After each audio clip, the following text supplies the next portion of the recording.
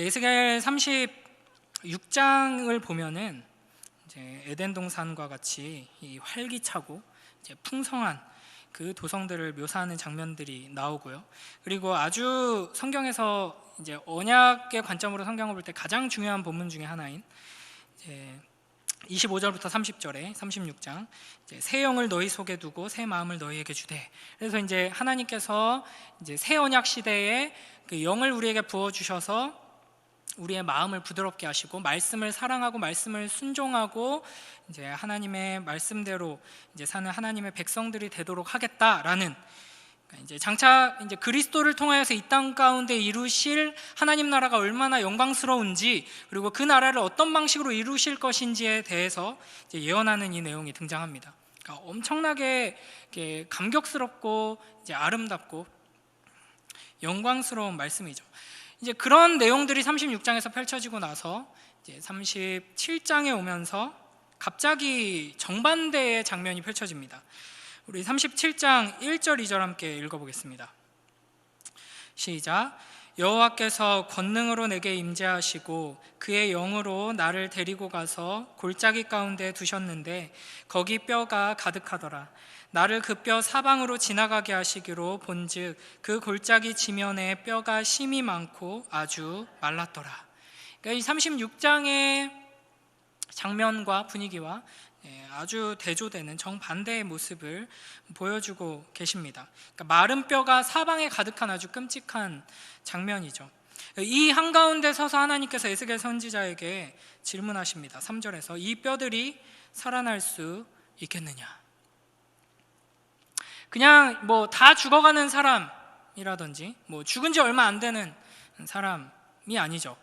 완전히 죽어서 이제 뼈만 남아 있습니다. 이 뼈들을 보면서 살 수 있겠느냐 물어보시죠. 믿음이 좋은 사람이라면 그럼요, 하나님 전능하신데 아멘, 살 수 있습니다, 이렇게 외칠 수도 있겠습니다. 그런데 이 이야기는, 이 본문은 단순히 이렇게도 절망적인 상황에서도 하나님께서 회복시키실 수 있느냐, 이렇게 절망적인 상황에서도 하나님께서 우리를 구해주실 능력이 있느냐, 이걸 질문하는 본문이 아닙니다. 또 엄밀히 말하면 부활에 관해서 이야기할 때 이 본문을 많이 인용하곤 하는데 부활에 관한 이야기도 아닙니다. 11절을 보시면요, 성경책 다 가지고 계시죠? 계속 본문을 이제 보면서 쭉쭉 갈 건데요, 11절 보면 이 마른 뼈가 뭘 의미하는가? 이스라엘을 의미합니다. 또 내게 이르시되 인자야 이 뼈들은 이스라엘 온 족속이라. 그들이 이르기를 우리의 뼈들이 말랐고 우리의 소망이 없어졌으니 우리는 다 멸절되었다 하느니라. 이렇게 말씀하십니다.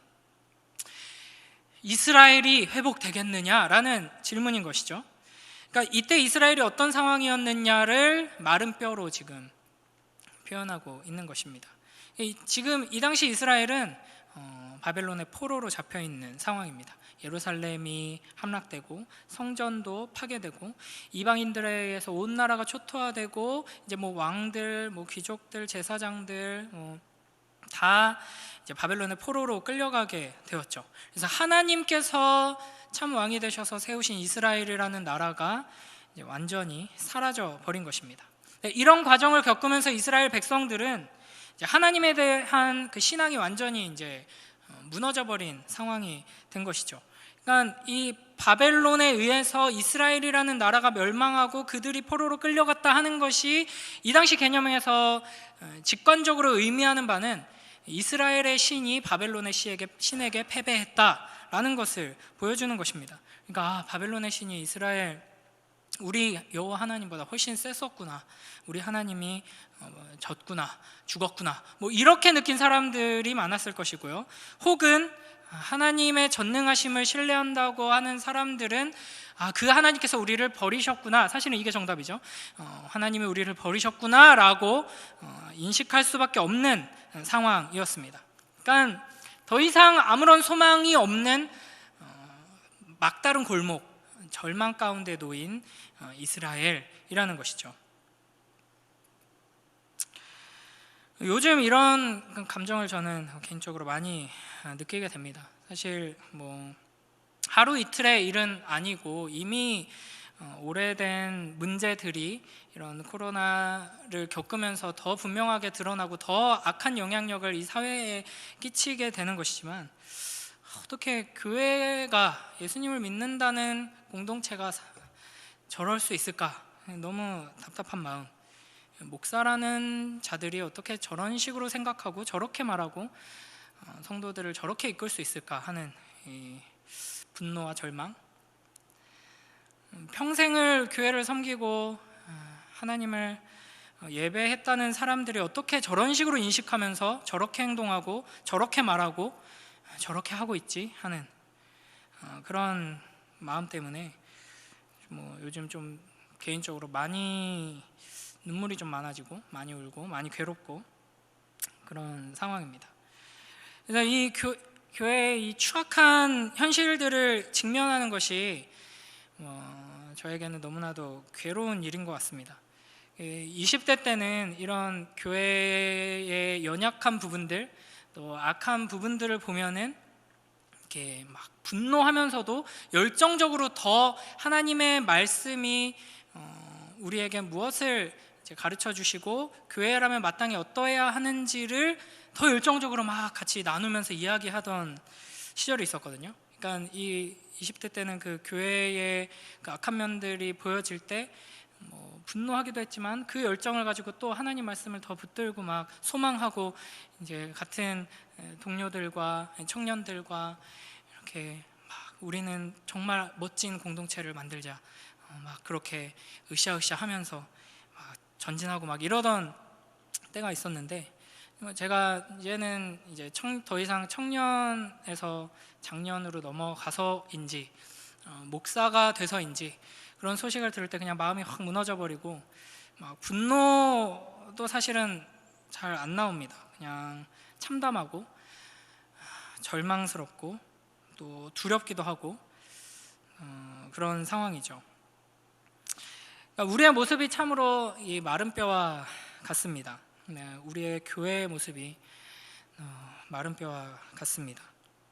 그러니까 예수 그리스도의 그 아름다움, 그 풍성한 은혜와 그 사랑, 거룩함, 그 영광을 드러내는 것이 아니라 이 세상 사람들에게 눈살을 찌푸리게 하고 혐오감을 불러일으키는 존재가 된 것이죠.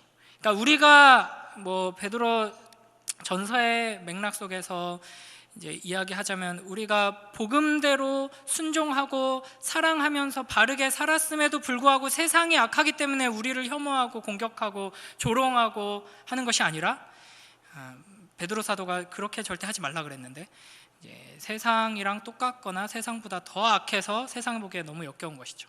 우리 사실 너희랑 똑같아. 우린 돈 벌기 위해서 지금 여기 모였어. 내 자아를 실현하기 위해서 여기 모였어 라고 하면서 이 짓거리를 하면 세상이 우리랑 똑같은 종족이기 때문에 이렇게 욕하진 않겠죠.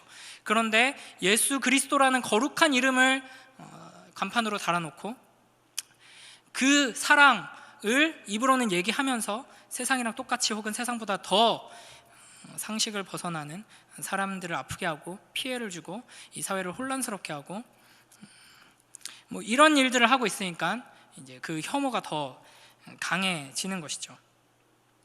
그러니까 이 사회가 마른 뼈와 같다라는 것은 당연한 것이죠. 그런데 교회가 오히려 더 마른 뼈와 같다라는 것이 우리에겐 너무나도 아픈 현실입니다. 그 마른 뼈와 같은 교회를 우리들을 보시면서 주님께서 물어보시는 겁니다. 우리를 거기로 데리고 가셔서 세워놓으시고 잘 봐라, 이 마른 뼈들을 봐라, 살 수 있겠느냐. 하나님은 전능하시죠. 못하는 것이 없습니다. 마른 뼈가 아니라 화장해가지고 가루로 빻아가지고 물에 흘려 보내도 하나님께서는 그 뼈를 가지고 살리실 수 있죠. 그런데 여기서 중요한 것은 하나님께서 살리실 수 있느냐 없느냐, 하나님의 능력의 어떠함에 대한 질문이 아니라는 것입니다. 이스라엘이 이 지경인데, 이스라엘이 이 마른 뼈와 같이 참담한 처지인데 이런 이스라엘을 하나님께서 살리시겠냐라고 물어보는 것이죠. 그러니까 마른 뼈라는 것이 단순히 불쌍한 처지,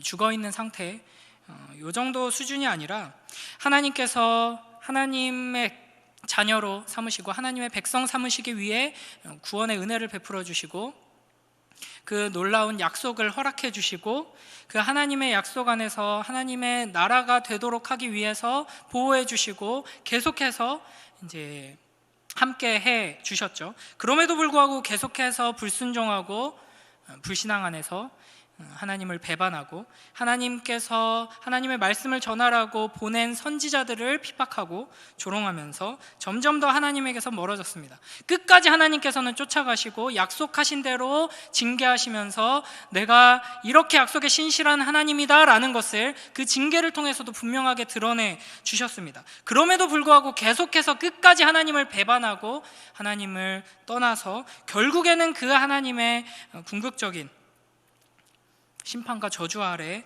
처하게 된 자들, 그러니까 하나님께서 기회랑 기회는 끝까지 다 주셨음에도 불구하고 그것까지도 다 걷어차버리고 이제 하나님의 심판 아래서 죽을 수밖에 없는 이 이스라엘을 향해서 지금 물어보시는 겁니다.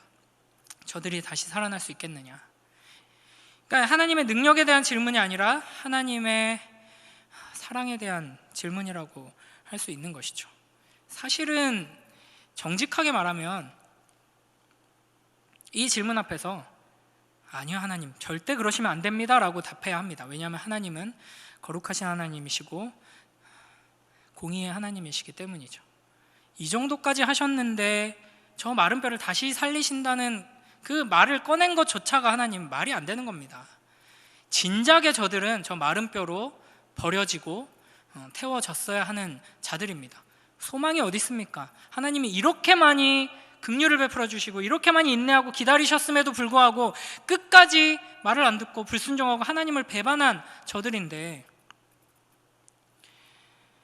그게 사실은 이 세상 이치로는 맞죠. 그럼에도 불구하고 하나님께서는 물어보십니다.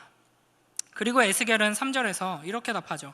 주 여호와여 주께서 아시나이다. 요한복음 21장에 베드로와 예수님의 대화가 떠오르지 않으시나요?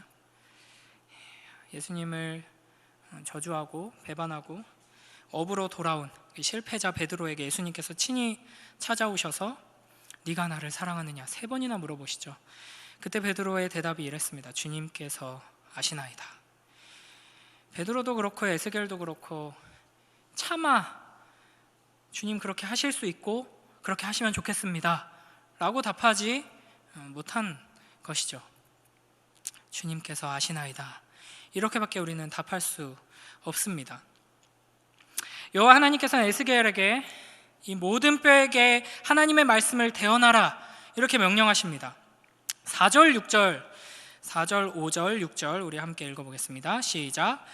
또 내게 이르시되 너는 이 모든 뼈에게 대언하여 이르기를 너희 마른 뼈들아 여호와의 말씀을 들을지어다.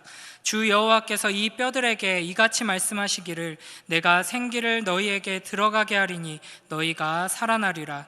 너희 위에 힘줄을 두고 살을 입히고 가죽으로 덮고 너희 속에 생기를 넣으리니 너희가 살아나리라. 또 내가 여호와인 줄 너희가 알리라 하셨다 하라. 아멘. 하나님께서 살리겠다 말씀하십니다.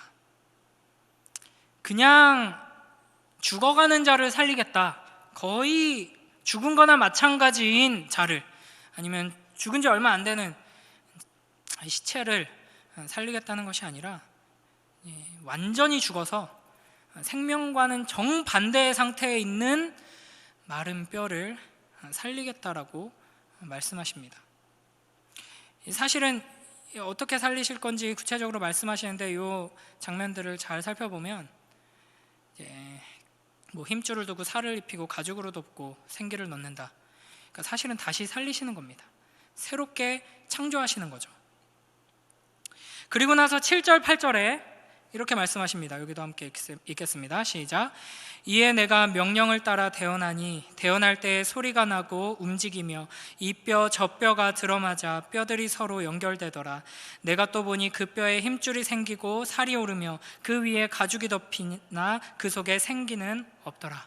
그러니까 말씀하신 대로 이렇게 하나님께서 뼈들을 살리십니다.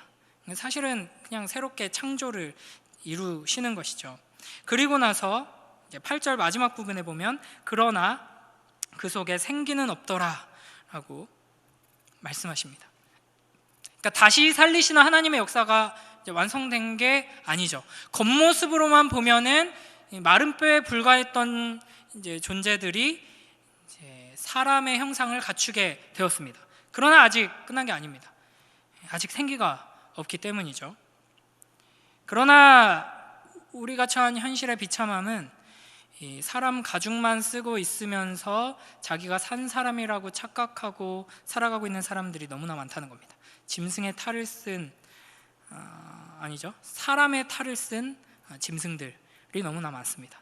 근데 이거 단순히 그냥 악한 사람들에 대한 이야기가 아니라 예수 그리스도의 형상을 입고 있다고 사람들을 속이고, 이제 더 끔찍한 것은 자기 자신을, 교회를 속이면서 이제 살아가는 가죽만 있는 생기가 없는 인간들이 많이 있다는 것이죠. 평생을 자기는 그리스도인이다라고 고백합니다. 그렇게 불립니다. 그래서 교회 안에서 집사로, 권사로, 성도로, 심지어는 목사로, 목사의 아들로, 목사의 딸로 평생을 살아갑니다. 주일에 교회 가겠죠. 봉사하겠죠. 차에서 운전하면서 CCM을 듣겠죠. 예배를 드리겠죠. 그러나 그 안에 생기가 없습니다. 자기들은 있는 줄 알고 착각하고 그렇게 살아가는 거예요. 근데 열매를 보면 알죠. 전혀 그리스도인답게 살아가지 않고 있습니다. 그러니까 사람의 모양을 가지고 있다고 해서 다 사람이 아니라는 것을 우리는 알아야 합니다. 그리스도인이라는 직분을 가지고 있고 그런 삶의 형태를 가지고 있다고 해서 다 그리스도인이 아니라는 것이죠. 우리 안에 생기가 있어야 합니다. 생명을 가진 사람, 생명이신 하나님으로 가득 찬 존재로서 살아가야 하는 것이죠. 여러 가지 증거들로 우리가 판단할 수 있겠지만 어쨌든 우리는 그 열매 맺는 삶으로서 우리가 참으로 생기를 가진 자인지를 알 수 있습니다. 그리고 그 열매의 가장 중요한 측면 중에 하나는 우리가 말씀을 사랑하는가입니다. 말씀을 얼마나 많이 읽는가, 매일매일 빠지지 않고 매일 성경 묵상을 하는가를 말하는 게 아니라 말씀을 사모하고 있는가, 그 말씀대로 살아가고 있는가라는 것이죠. 그러니까 진짜 무서운 점이 뭐냐면, 여러분이 1년에 작년에 몇 독을 하고 올해는 몇 독을 하기 위해서 지금 열심히 달려가고 있고 매일 성경 묵상을 잘 따라오고 있다고 해서 이 증거가 되는 게 아니라는 겁니다. 그걸 통해서 여러분이 어떤 사람이 되어가고 있는가가 중요하다는 것이죠. 그렇게 말씀을 열심히 읽어서 성경을 아는 지식이 늘어나고 그것이 자기 의의가 된다면 그 사람은 껍데기밖에 없는 사람일 뿐입니다. 그렇게 매일매일 말씀을 붙들고 묵상하고 성경을 읽으면서 하나님을 만나고 그 안에서 예수 그리스도의 영광을 보고 그 영광 앞에서 자기 자신의 비참함, 죄를 계속해서 발견하고 회개하고 그리스도인답게 살기 위해 묵묵히 전진하는 그 삶의 열매가 없다면 여러분은 껍데기입니다. 9절 10절 함께 읽겠습니다. 이제 생기를 불어넣어 주시는데요. 9절 10절 함께 읽습니다. 시작. 또 내게 이르시되 인자야 너는 생기를 향하여 대언하라. 생기에게 대언하여 이르기를 주 여호와께서 이같이 말씀하시기를 생기야 사방에서부터 와서 이 죽음을 당한 자에게 불어서 살아나게 하라 하셨다 하라. 이에 내가 그 명령대로 대언하였더니 생기가 그들에게 들어가매 그들이 곧 살아나서 일어나 서는데 극히 큰 군대더라. 아멘. 하나님께서 에스겔에게 하나님의 말씀을 대언하게 시키십니다. 하나님의 말씀을 통해서 이 모든 일들을 계속 이루고 계시는데요, 하나님께서 명령하신 대로 대언하였더니 마른 뼈가 사람의 형상을 입게 되고 하나님의 말씀대로 다시 또 대언하였더니 생기가 그들에게 드러나서 살아서 일어나 서게 됩니다.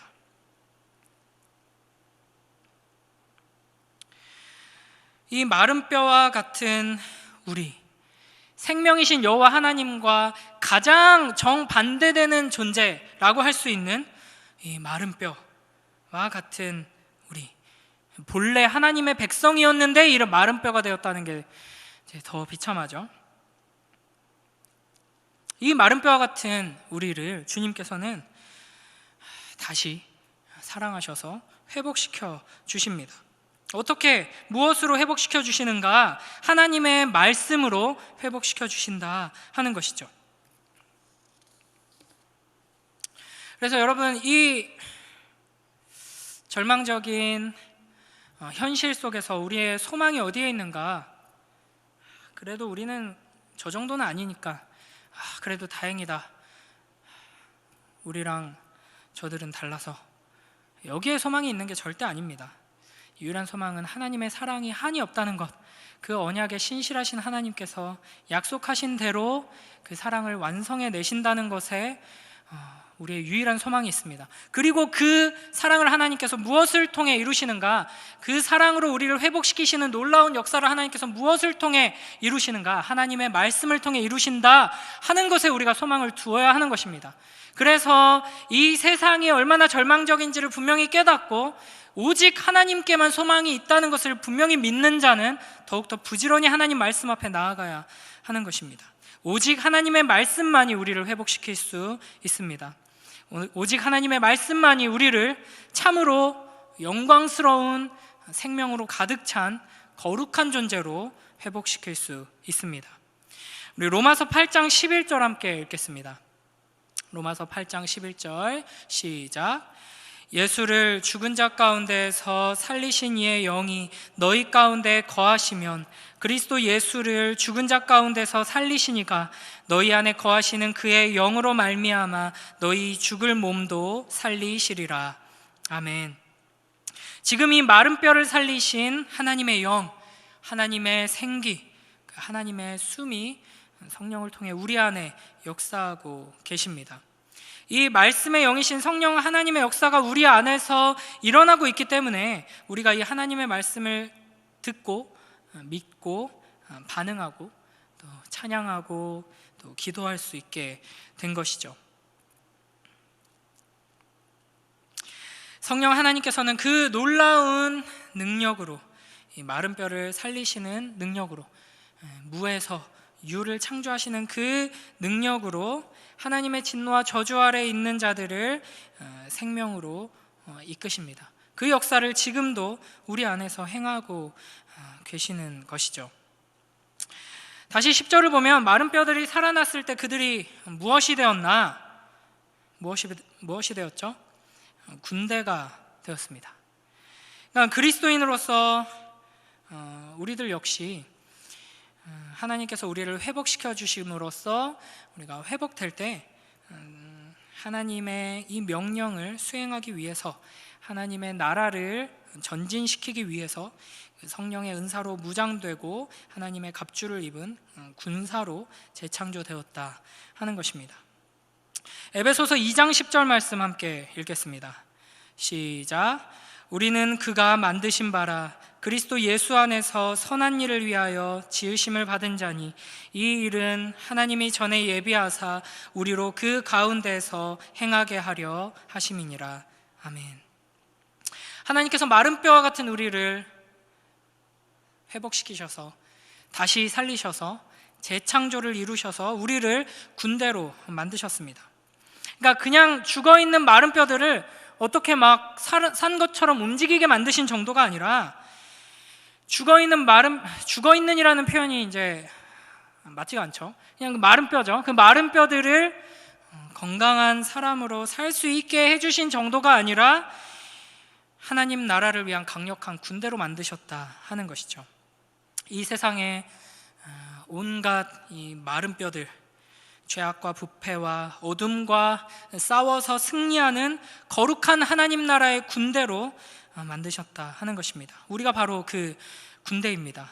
하나님의 말씀을 무기로, 예수 그리스도의 그 사랑을 무기로 이 죄와 어둠과 죽음과 싸워서 선을 행하고 빛을 비추고 생명을 전하는 군대로 주님께서 우리에게 역사하셨다 하는 것입니다.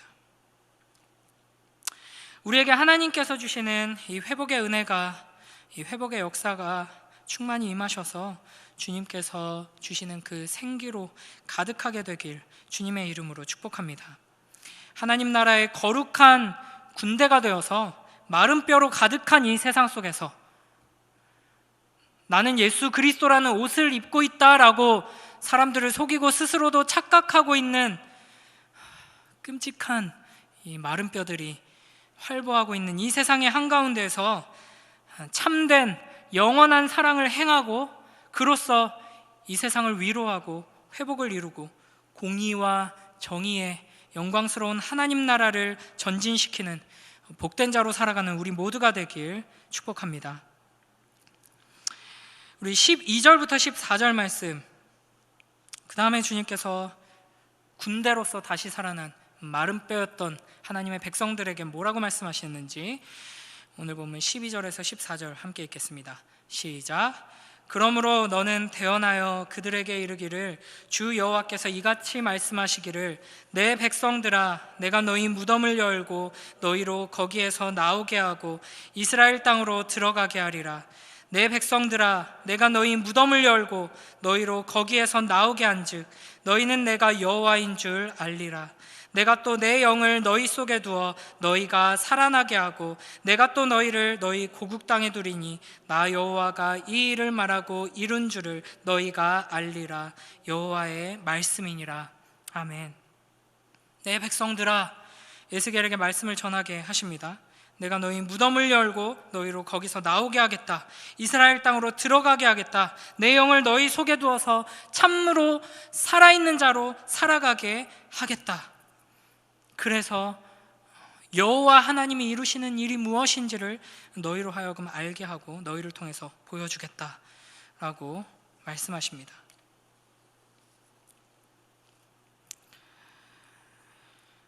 무덤을 열고 너희로 거기서 나오게 하겠다라고 말씀하시는 이 하나님의 말씀을 보면서 저는 이 누가복음 7장에 우리가 지난주 나누었던 본문이죠. 나인성 과부의 이야기, 그리고 이번 주일 중고등부 설교 본문이기도 했습니다. 나인성 과부에게 말씀하십니다. 울지 마라. 네, 예수님의 말씀이죠. 사람의 위로가 아니라 온 우주를 창조하신 전능자 예수님께서 울지 마라 말씀하십니다. 그리고 죽어있는 청년을 향해서 일어나라 말씀하십니다. 그래서 죽은 청년은 살아나게 되고 울던 과부는 눈물을 그치게 됩니다. 이것이 바로 하나님의 말씀이 우리에게 선포될 때 일어나는 일입니다. 예수 그리스도와 그 제자들 그리고 주님을 따르는 무리들은 나인성에서 울며 나오고 있는 그 장례식 무리와 마주하셨고 그 무리를 가로막으셨습니다. 이것이 우리가 처한 현실이 어떠한지를 너무나도 잘 보여주는 장면입니다. 우리는 마른 뼈들이죠. 무덤을 향해서 시체를 메고 나아가고 있는 장례 행렬을 우리는 살아가고 있습니다. 죽은 자를 장례식에서 이제 무덤에 갖다 놓기 위해서 무덤을 향해서 나아가는 죽을 자들의 무리가 바로 이 세상이죠. 소망이 없습니다. 절망이 없습니다. 누구나 다 죽을 것이고 누구나 다 죽음을 앞두고 있습니다. 그 절망의 무리들, 장례 행렬을 그리스도께서 가로막으시고 울지 마라 말씀하십니다. 일어나라 말씀하십니다. 이 말씀을 통해서 이 장례 행렬은 기쁨의 잔치로 바뀌게 되는 것이죠. 하나님의 말씀을 통해 살아나는 것, 하나님의 말씀 안에서 그리스도의 영광을 보고 하나님께서 우리에게 약속하신 그 유일한 소망을 발견하는 것, 그 말씀을 통해 우리가 마른 뼈임을 깨닫고 회개하며 생기를 얻는 것만이 우리의 유일한 소망이라는 것을 깨닫고 사모하는 마음으로 하나님의 말씀 앞에 나아가는 우리 모두가 되길 주님의 이름으로 축복합니다. 그래서 이 시간 우리가 함께 먼저 기도하며 나아가도록 하겠습니다. 우리에게 마른 뼈를 살리는, 이 죽은 자를 살리는 거룩하신 하나님의 권능의 말씀, 이 살아 역사하시는 전능하신 하나님의 그 말씀이 들려지게 해달라고 우리가 기도하길 원합니다. 우리의 예배를 통해 또 뭐 기도회를 통해 또 가정 예배를 통해 매일매일 성경을 읽고 말씀을 묵상하는 중에 하나님의 영광을 보고 하나님의 그 권능의 말씀을 듣게 하여 주시옵소서. 그리고 그 말씀이 참으로 우리를 살리고 회복시키고 변화시키는 그 역사를 경험하게 하여 주시옵소서. 이게 유일한 소망입니다. 이게 부흥입니다. 여러분, 참으로 하나님의 말씀만이 우리의 유일한 소망이며 하나님의 말씀만이 우리를 변화시킬 수 있다는 것을 믿으시기 바랍니다. 사실은 저도 목사지만 그래서 매일 끙끙대면서 말씀을 전하고 매주 저에게 맡겨주신 영혼들에게 말씀을 전하지만 아직 풋내기지만 여러분 벌써 절망을 가끔씩 맞이합니다. 되나? 뭐 대부분은 내가 잘하고 있나? 내가 지금 잘못하고 있는 것 같은데 이런 문제지만 이 말씀만 전한다고 되는 건가? 듣나? 이해하나? 보나? 이 말씀 안에 담겨진 이 영광을 선포될 때 저들이 보고 있나? 봤다면 변화되어야 할 텐데, 봤다면 우리가 이렇게 살 수 없는데 나는 여전히 이렇게 살면서 이렇게 말씀을 전해도 되나? 사실 굉장히 괴로운 일이거든요. 이게 사실 쉽게 드릴 말씀은 아니지만 내가 목사, 이 젊은 목사님에도 이 정도밖에 못하는데 내가 계속 해도 되나? 이런 괴로움이 있습니다. 미국 대부흥 시절에 가장 큰 영향력을 끼쳤던 조지 휘필드 목사님은 하나님의 말씀을 읽다가 주님의 영광을 마주했습니다. 그래서 그 영광이 얼마나 컸던지 하나님의 말씀을 한 절 읽고 그 다음 더 나가지 못하고 그 영광에 쌓여가지고 2시간, 3시간을 찬양하고 영광 돌리고 기도하다가 다시 그 다음 한 절을 읽고 또다시 영광에 휩싸여서 하나님을 찬양하고 기도하고 그렇게 말씀을 읽었다고 합니다. 그 조지 휘필드 목사님이 말을 타고 다니면서 사람들에게 하나님의 말씀을 전했습니다.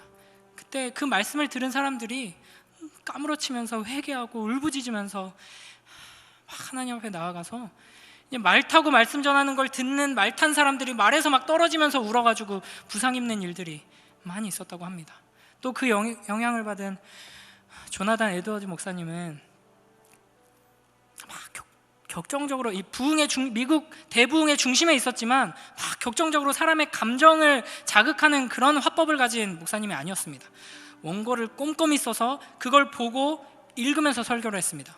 얼마나 지루했을까요? 사람들이 대부분 졸았다고 합니다. 그런데 어느 순간부터 본문을 읽고 설교를 시작하자마자 사람들이 막 울부짖기 시작합니다. 자기의 죄를 회개하며 그 말씀 속에서 하나님의 영광을 보고 두려움에 떨고 또 기쁨에 휩싸이기 시작합니다. 그래서 설교를 하다가 그 지루한 원고를 읽는 설교를 하다가 여러분 잠시만 좀 조용히 해주세요. 눈물 그치고 말씀을 조금 더 들읍시다. 이렇게 해야 했다고 합니다. 그리고 이분들의 영향을 깊이 받은 마틴 로이드 존스 목사님은 부흥에 대해서 아주 중요한 설교들과 또 책들을 남기셨는데 부흥에 대해서 이렇게 말씀하십니다. 부흥이 뭐냐? 우리가 하나님의 영광을 살짝 엿보는 것이다. 여러분 뭐 대단한 게 필요치 않습니다. 하나님의 말씀을 통해 우리가 아주 조금이라도 하나님의 영광을 맛본다면 우리는 살아나게 될 것입니다. 우리는 변화되게 될 것입니다. 거기에 소망이 있고 우리가 변화되고 우리가 새롭게 될 때 이 어두운 세상에 빛이 어디 있는가를 세상은 보게 될 것입니다. 이 절망으로 가득한 세상 속에서 참된 교회가 어디 있는지, 참된 그리스도인들이 어디 있는지를 보게 될 것입니다. 이것을 간절히 소원하며 우리 시간 함께 기도로